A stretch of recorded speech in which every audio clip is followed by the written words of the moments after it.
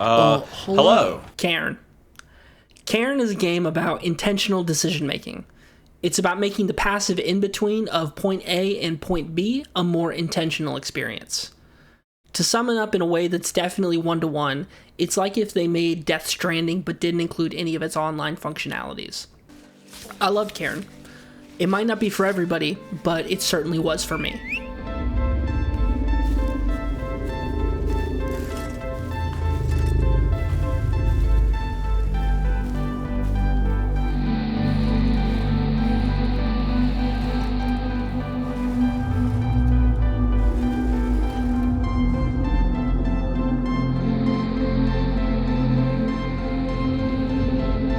I bought Cairn about 5 minutes after hearing the MinMax show describe it as the most stressful game that they'd ever played. Don't make people want to try it. It might be the single most stressful game I've ever played. Are you challenging me? I was expecting something similar to like Baby Steps or Getting Over It, but Cairn is not that. Cairn is a game where it's purposefully different than other games you've played before, but all for its own purposes, its own themes, in giving you something that you've never had before, either in the form of a game mechanic or a story element. Obviously, there's nothing new under the sun. You know what I mean when I say that. So, Cairn is a game where you're carrying yourself up a big mountain, and you play this world-famous climber named Ava, whose main goal is to climb a mountain that no one has ever climbed before. Now, you'd think that playing as the world's most famous climber would be an easy task for this climbing game, but no. Ava's skill as a climber only serves you as well as you're able to control her. So you're able to control each one of her limbs, and you just move up and up like Spider-Man.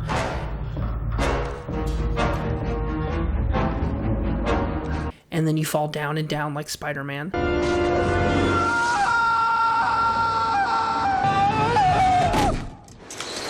And you just do that for about like a dozen or so hours, and it's a great time. I highly recommend it. Cairn is a game that I'm very glad that I stuck with, because I felt like I was never going to get it. I felt like I was never going to be able to read a cliff face, or be able to plan my route, or be able to successfully learn when the best time to progress and when the best time to reposition is. But you do learn. It is like riding a bike. Eventually you will get there. And once you do, the game just says, oh, you learned? Okay, well now we're going to throw all this other stuff on you. On top of the climbing, there's also other things that happen in the game in terms of its game mechanics. So you're going to get stuff like, there's different timers that go on in the game. So you have your bandages on your fingers, meaning that you'll get maximum grip, or it's the timers that they have showing on the top right of your screen, where all the time it's going to be like your warmth, your food, your water, all those gauges are constantly going down. So you need to make sure that you make enough progress up the mountain, collecting supplies along the way to be able to eat, to be able to drink, and to be able to stay warm. Health is also another thing, but honestly, every time you fall, you might as well just die. Like, I'm sorry old people, but if you fall, you should die. There's no yellow paint in this game. There's no map marker telling you where to go. You know which way to go. The going is up. And it removes, like, the climbing games that I've played before. Games that, not climbing games, but games that have climbing in them, is something like Uncharted 2 or Breath of the Wild. Those are very relaxed, passive experiences. In something like a PlayStation movie game, you have, like, the climbing is where talking happens. In something like Breath of the Wild, the only thing you have to worry about is the green stamina. And Cairn is not that. Cairn is a game where you have to shake out your limbs to be able to get rid of the lactic acid. It's a game where you shake more, the less stable you are. You have to look for the rock positioning. I felt like Spider-Man. I felt like James T. Kirk. I felt like Kristen Stewart in Catch That Kid.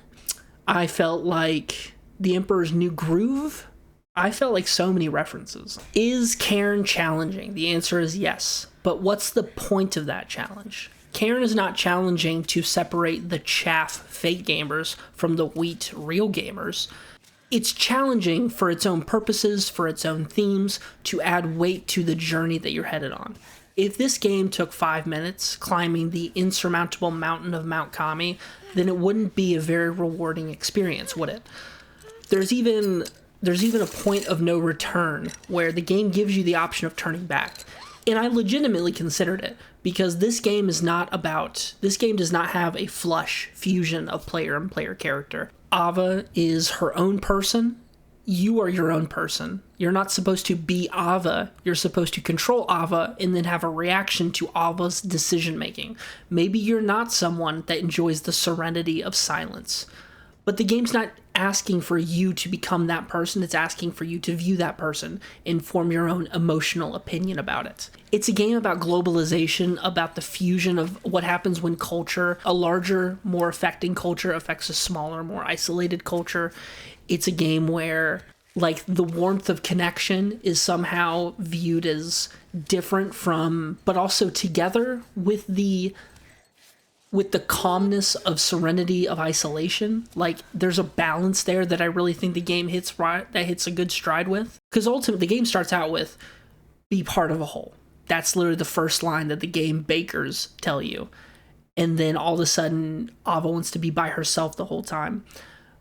I'm not going to go into spoilers here, but there is something to do with that. Like, that is part of the point of the game. Spoiler alert, but the first thing they tell you has something to do with the rest of the game. I had a reaction to this game, and I think that is the best thing that art like this can do, is cause you to examine that which you might not be brushed up against normally. I think that is such a strong part of Cairn's identity as a work of art. And I think that is a worthwhile experience to endeavor to interact with. The last thing I'll say about Cairn is my experiences with other games. I already mentioned Death Stranding. I've mentioned Uncharted. I've mentioned Breath of the Wild. I also thought a lot about Tetris. I thought about the instinctual act of putting those blocks together, putting it together without even thinking about it. Eventually, you'll get to that same point with Cairn, where you'll just put those blocks together. You'll climb that mountain without even thinking about it. And that's when I enjoyed the game the most, is actually the last third of the game, is when the game just says shut up and go. I thought that was such a cool decision, where it's just like, man, we're really doing this. It's so sick. Cairn examines the life of Ava, insert last name here, in her journey to summit that which has been deemed impossible. Her limits and your limits are tested in this game that has many comparators, but stands unique among at least the games that I have played. Always borrowing from a different game mechanic or a different theme or a different game idea, but always for the purpose of its own uniqueness and its own themes.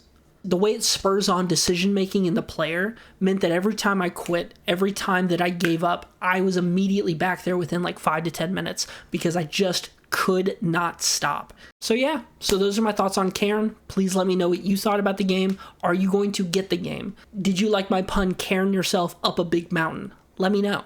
Take a sip.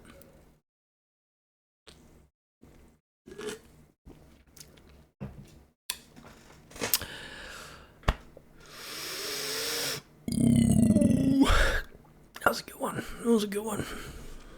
Bear.